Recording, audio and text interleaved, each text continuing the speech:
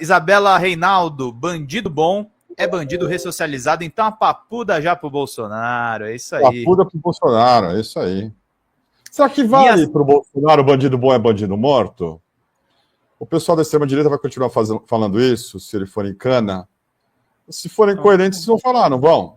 Claro. O Bolsonaro tem que ser morto também, não é? Aliás, falando de morto, vamos entrar aqui no assunto. Pessoal, a gente precisa de vocês, precisa da ajuda dessa comunidade para continuar operando, fazendo diferença na vida nacional. O DCM está ali na frente do debate, está na trincheira.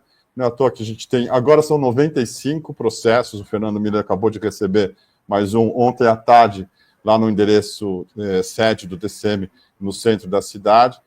Isso tudo é fruto de um trabalho sério, consistente, em que a gente está aqui denunciando os verdadeiros donos do Brasil, os verdadeiros donos do poder.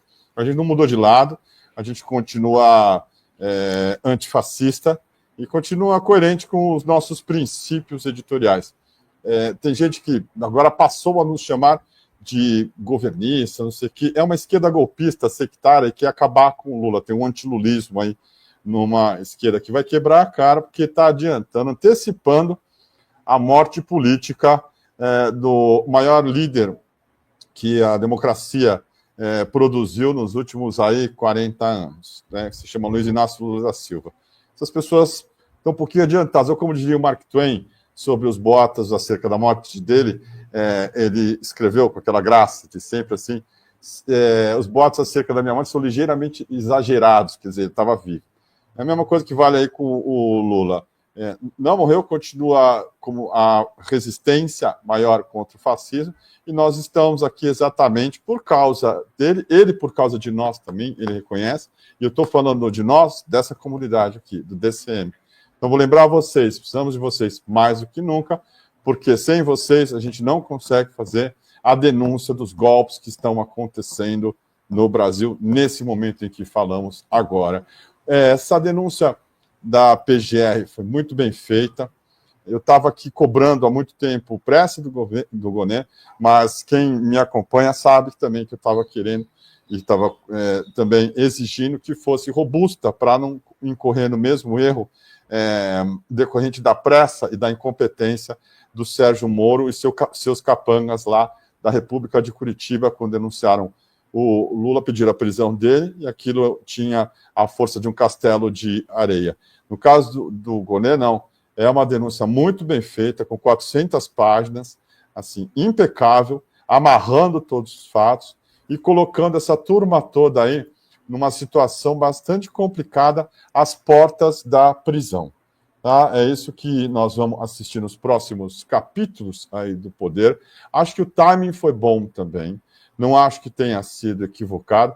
Com o Carnaval, as coisas desaceleram, né? O Brasil começa a andar depois do Carnaval, e a gente sabe o que é a luta a partir daí, porque muita gente vai vir agora, claro, com a contranarrativa, o Bolsonaro vai ter tempo de se defender, e é justo que ele se defenda, evidentemente, coisa que o Lula não pode fazer de uma maneira decente, honesta, civilizada, e dentro das chamadas 4 linhas da Constituição, como diz esse vagabundo. Então, nós vamos ter que fazer agora a nossa parte, que é ir para cima e exigir que a justiça seja feita e os golpistas paguem pelo crime que cometeram. Não podemos incorrer no mesmo erro da anistia aos golpistas de 64, e para isso a gente vai estar aqui, nessa trincheira, com vocês, com cada um que entende que a sobrevivência nossa, dos nossos filhos, dos nossos netos, do nosso país, isso é ser patriota, depende aí da nossa resistência e da nossa força. A gente já mostrou que tem. Lembre-se, o Lula foi preso, a gente estava aqui, a Dilma foi golpeada, a gente estava aqui. Ainda estamos aqui, ainda vai ter o Oscar para Ainda Estou Aqui também, né? Nesse momento. Olha só que timing interessante, tá? Os ministros do Supremo afirmam que o julgamento do Bolsonaro por tentativa de golpe de Estado deve ocorrer ainda em 2025 para não contaminar o processo eleitoral. Está correto. Né? Nessa terça-feira, a PGR denunciou Bolsonaro e outras 33 pessoas por tentativa de golpe. Para os integrantes da corte, não há dúvida sobre o papel central do ex-presidente, o vagabundo Bolsonaro, na trama golpista. A denúncia aponta que Bolsonaro editou a versão final de um decreto, pressionou militares para aderirem à trama, e aí eu quero entrar num assunto importante, que eu vou voltar. Sabia e concordou com o plano para matar o presidente Lula.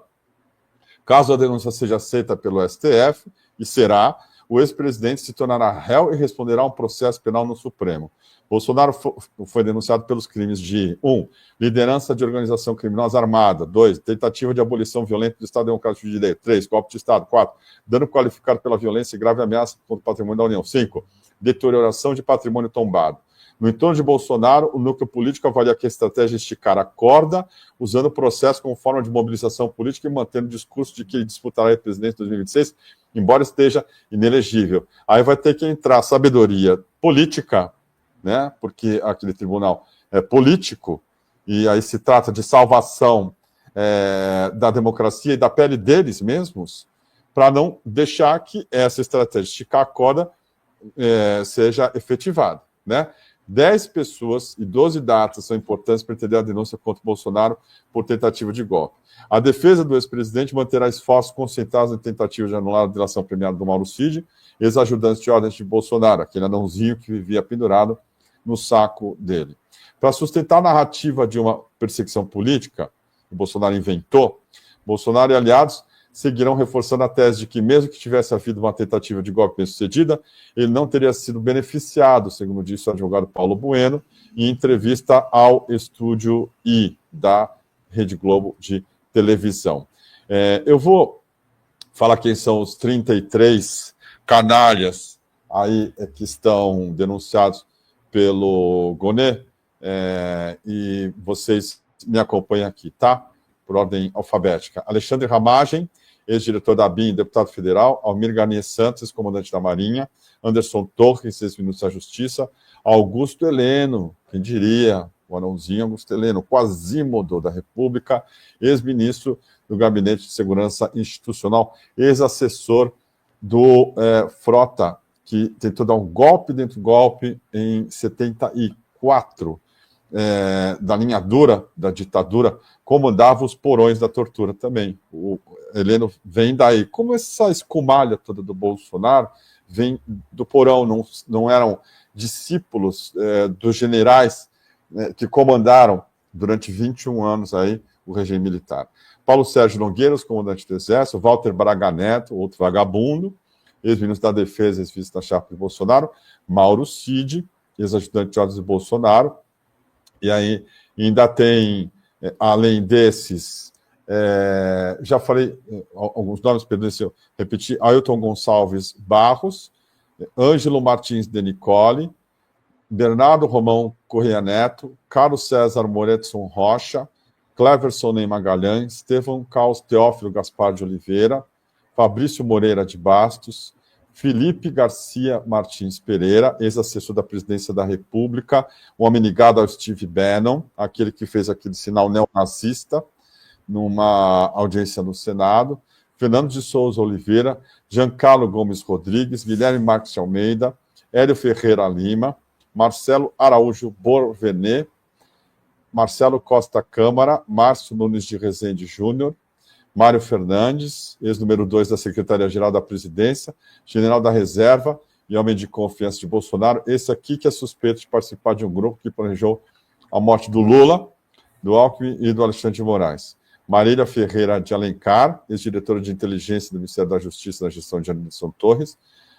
Newton Diniz Rodrigues, Paulo Rodrigo, Renato de Oliveira Figueiredo Filho, Paulo Sérgio Nogueira de Oliveira, ex-ministro da Defesa, Rafael Martins de Oliveira, tenente-coronel, integrante do grupo Kids Pretos, Reginaldo Vieira de Abreu, Rodrigo Bezerra de Azevedo, Ronald Ferreira de Araújo Júnior, Sérgio Ricardo Cavalieri de Medeiros, Silvinei Vasques, aquele sujeito que é uma caricatura do Mussolini, que comandou a Polícia Rodoviária Federal quando tentou impedir que as pessoas votassem no Lula no Nordeste, com aqueles bloqueios. Walter de Souza Braga Neto, já citado, e o Vladimir Matos Soares.